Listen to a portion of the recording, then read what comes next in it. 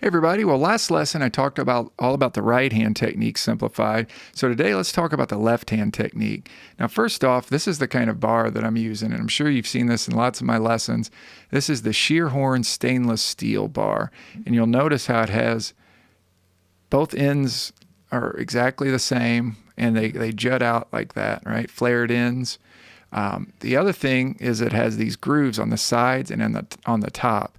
Now I use this bar for everything from lap steel to dobro to Weissenborn. The only thing I don't use it on is pedal steel. I use a regular, actually a steel bar made by Basil Hendricks I think it's called the Easy Slide.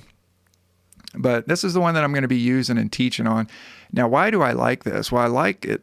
First of all, it feels really good in my hand. It's fairly small. The big thing is a lot of bars have too deep of a groove on top here. And what that does, if it's too deep of a groove, is when I do slants, my index finger has a hard time getting out of that deep groove. So this sheer horn has a shallower groove on top. So it makes for doing slants a lot easier because my index can just come right out of there, and whether it's reverse or forward slants. Okay, so here's some things I find my students are doing when they first start with me, and I have to, not all of them, but some of them I have to correct, right? A lot of times they'll want to hold the bar like this because it's a real stable way of gripping the bar, right? Well, you really don't want to hold the bar like that because you want to have the ability to have these fingers out behind the bar, and you want to have the ability to play individual notes. So hold the bar like this. The other thing is sometimes they'll put the bar too deep in their hands, and they'll want to almost like palm it like that, right? What I say is put the bar, here's the end of the bar. Now this, sheer horn is a little bit smaller maybe of a bar than some of them are longer, but I say put it to where it's right at the end of right here, whatever this part of the palm is called, the upper top part of the palm, right under the fingers, to where when you curl it in, it's right in on that edge of the palm, just like that, right? And you hold it with the thumb on the right side, middle finger on the left, index on top. Now, what you might see me do sometimes is it just feels real natural for me when I'm playing individual notes to kind of almost play on this part of the bar, right? The right tip side, just like that,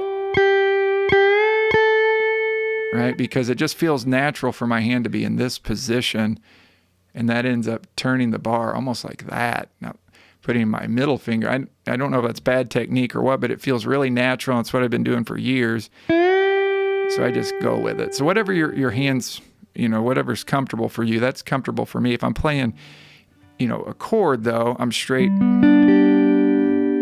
on with that fret. You don't want to be turning your bar, even if you go up high. Sometimes the students, when they go high, they'll want to start twisting the bar like that. Even if you're up high, you always have that bar straight with the fret. The only time you want to twist the fret or twist the bar is when you're doing a slant, and I'll talk about my slant technique in just a second. But yeah, just keep that bar real straight. The other thing I find a lot of people do is they'll start like tensing up, and when they tense up, right, that finger pops up, the pinky finger or the ring finger like that. They'll start playing, and those two fingers keep real relaxed, right, real relaxed, and try not to have that pinky finger pop up and the ring finger pop up. Keep them right behind the bar, right on the strings, even when you're playing individual strings, right, or individual notes, right? Still have that ring finger right behind, it just follows right behind the tip of your bar, like that. Okay, the other thing that they talk, students find that they ask me, how do you get rid of that sound, is sometimes you'll get a bunch of noise, right? You'll get various noises. Like if you don't push down hard enough, you get this, right? So you got to not necessarily push, but just the weight of the bar, the weight of your hand, the weight of your arm. Now you might notice right here, my wrist is resting on my leg. Well, when you get ready to play, activate that wrist, right? Bring it up off the leg to where it's up and it's ready to go. You don't want to be playing like this, right? Because you're going to get all that, your wrist is going to be hitting your leg, and you don't want that. You want to activate the wrist, but you still keep your shoulders real loose, your arm real loose, just like that. Okay. Now, the other thing is, if you're in open D tuning, you get this floppy low string, right? It's kind of hard to not have that. So you got to have a real light touch. Now, the other thing that I do is I tune my low string, my D string, by ear to my 4th string, and then I'll come up here and I'll do an octave.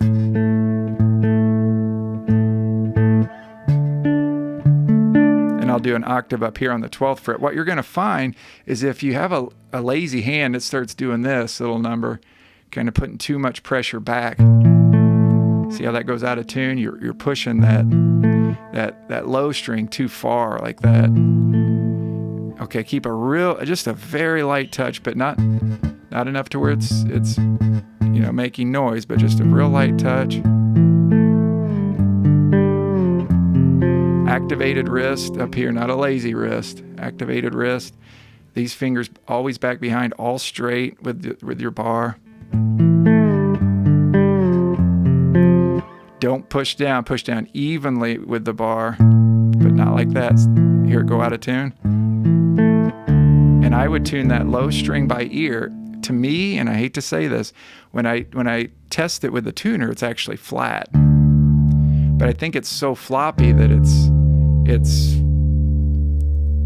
hard to tune. So I just tune it by ear, right? And I get it. Obviously, that's out. There it comes in.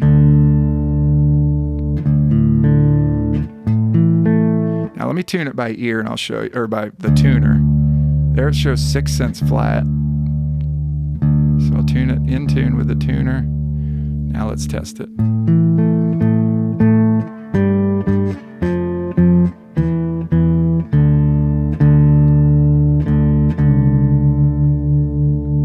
I don't know, I just like to tune it by ear. I find it gets to the tuning that I like. So especially up here, right? It's so floppy. There I can touch it to the fretboard, but so you got to be real light on those low strings. Okay, so the other thing I talk about a lot is thinking about your fingers, these 2 fingers, right, on your left hand. I always tell students, think about that like the brakes of a car, right? Disc brakes or something. Like as you're sliding, there's friction that's being put on these 2 fingers, right? On these strings. So, and you can feel the strings as you slide. So as you slide in tune, you can feel that friction happen, and then you slide the note in tune. Even if it's just one note, that ring finger is still back behind that bar.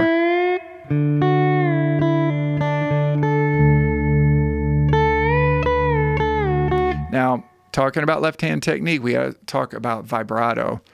Now, my vibrato, what I'm doing now is I'm trying really hard to not use vibrato as much, right? I'm trying to play the note with no vibrato as much as I can, and hearing the note get in tune for a split second, and then I let the vibrato grow, for example.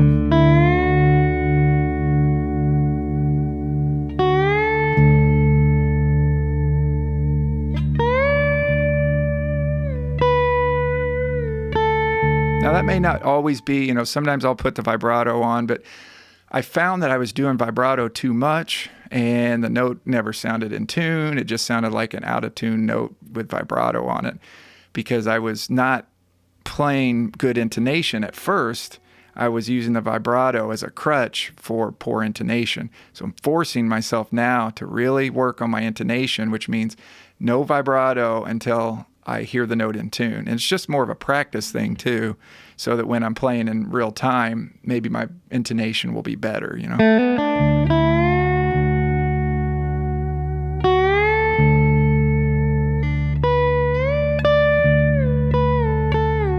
But even that, my bar's tilted up and that finger's always on that first string, or even if I'm playing in between strings, let's say I'm playing in between strings 6 and 4 on my 5th string, bar's tilted up, that ring finger is always back behind that bar. always there. And the other thing is, here's some other places where students get noise from that I've found. Sometimes if your bar's pulled back and they're maybe wanting to play a chord like that or something, right? Sometimes the tip of the bar will come up too far and it'll hit the string like that. Or sometimes I've even had students playing, I don't know how they do it, but their bar's up too far and it's coming past the 6th string and they'll get that noise. The other thing is a real common thing I get lots of questions about is how do you get the noise like when you do hammer-ons and pull-offs? Well, I've thought about this. I think what I do is when I hammer on, that finger is hammering on at nearly the exact same time as my bar.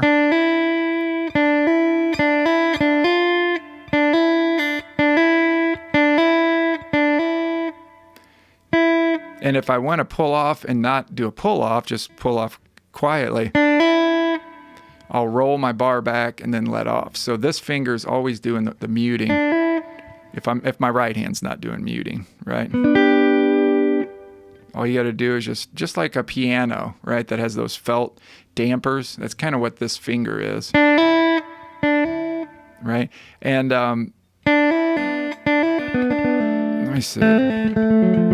Sometimes when you do a pull off and you pull back into the string, it makes a noise. Same thing, I just kind of slightly, real quick roll. Anytime I hear any noise, if I can, I'll roll my bar off, you know. If you're not pushing down hard enough, obviously you get all that noise. Yeah, but I think a big thing is always having a finger back behind the bar. You know, sometimes I'll see people kind of do that if they want the kind of the noise of the strings, because you do get sound behind the bar, right? Okay, anyways, enough of that. The other thing is slants. How do I do my slants? Okay, I have 2 ways of doing slants, and I do the exact same technique every time. First off, my hand is always straight with the fret unless I'm doing slants. So that's just a rule that I say, always keep a straight hand. Now, when I do a forward slant, what I do, notice the shallow dip on the shear horn stainless steel bar. I do this in slow motion. Watch my hand. See that? I push the bar under my middle finger, just like this. So I don't twist my arm out, my forearm, whether it's a forward or reverse slant.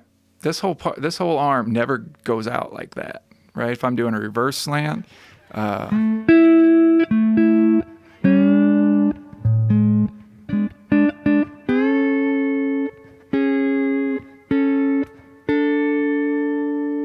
what I do with my reverse slants is this. I grab the ends of my bar and I twist. Notice how this part comes up. This is just kind of the technique that I've worked on over a few years. Grab the ends of my bar with thumb and middle finger, a little bit of pressure, not much, with the index, and then twist. Just like that.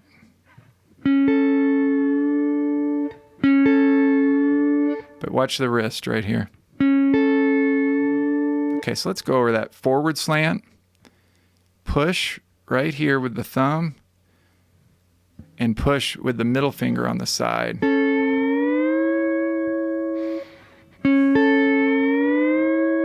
Okay, see how these fingers are kind of curving this way around the bar? That index finger's up out of the groove, right? Just the little tip is right there on the tip of the bar. Here's straight bar, it's in the groove. That's why I like the shallow groove of this bar. And I'm going to slide up to the inversion of the A major chord. Right to there. Real easy. As far as you just push and push it under your fingers. Now if I want to do a reverse slant, real slow, grab the ends of the bar and twist. But notice how my wrist comes up like this. It allows my thumb to grab the end of the bar. When I do that, I grab the end of the bar with my middle finger as much as I can get, right? So it has to be in a position to where that works. And that's how I do my slants, and that's how I teach. Now, everybody's hands are different sizes, so I don't know if everyone can grab the ends of the bar like that. And I highly suggest to get a bar that's short enough to where you can do that. The long, I'm not a fan of the longer bars. You know, I like these kind because I can really control it. Personally, I don't really use the bullet bars, the Hawaiian kind of bullet bars. I know that there's advantages to them. I'm just so used to this one, you know. Now, if I've got a slant like that and I'm going to do vibrato, I can just easily see how my wrist is straight. Sometimes when people do reverse slants, they want to do this, and their arm gets real tight, and it's super awkward. Now, notice my right hand when I'm doing things like that. It's a real soft pluck.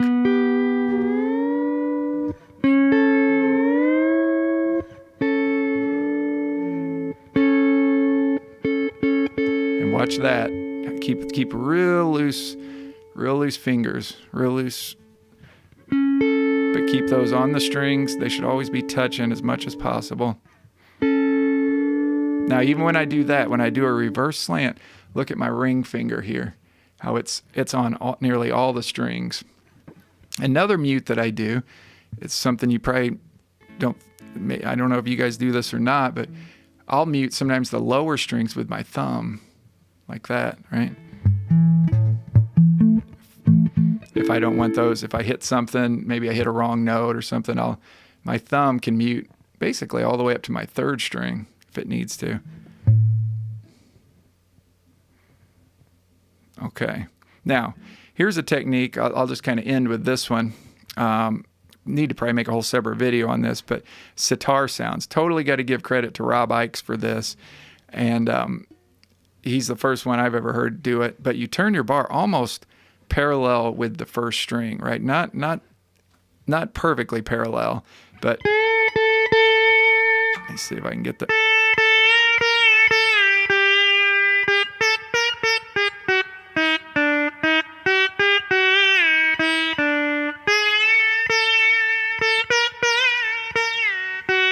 But it's like a really aggressive slant. Now I'm doing that with my middle finger and on the outside and my thumb like this. And I'm muting all the other strings with my kind of this part of my left hand. And really I find this works great on the first string. The other strings it's a little bit harder to get into, but you're kind of getting a sympathetic vibration of the string on the bar. Now what I do is I get it to where I can eyeball where I'm in tune with my thumb here. Like this.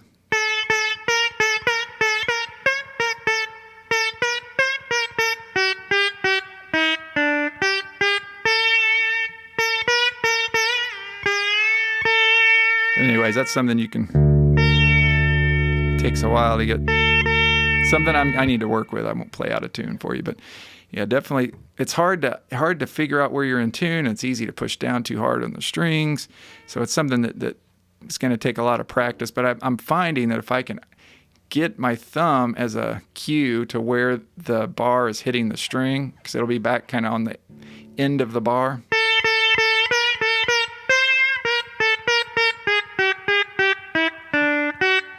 And I'm playing I think that's a Phrygian dominant scale. I have a lesson all about the Phrygian dominant.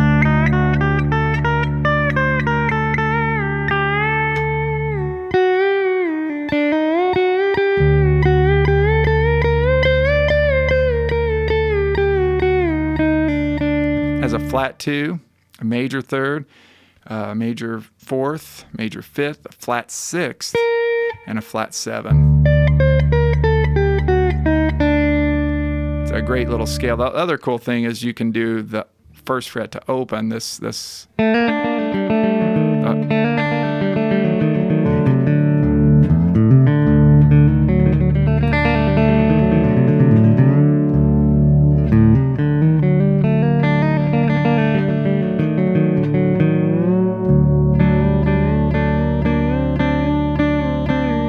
If you do that with the slant, it kind of has that sitar Indian sound.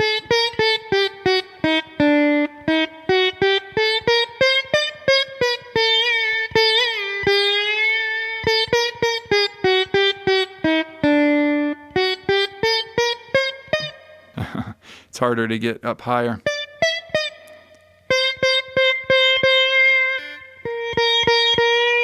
But you just got to twist it just enough to where you get some of that sympathetic vibration.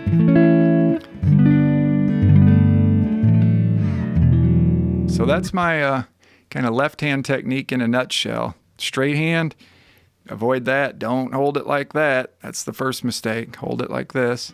Real relaxed.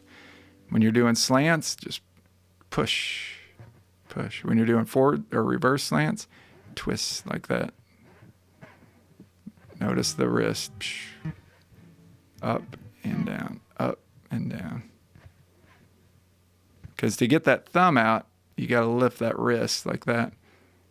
Right, there's the thumb on the side. Lift the wrist and twist. Well, I hope that helps you guys, and you can get to playing. Be sure to check out my streaming site for a deep dive into all kinds of things, from scales to licks to songs to different tunings, different instruments. That's lwtstreaming.com. Okay, guys, we'll see you on the next lesson. Thanks so much. Bye.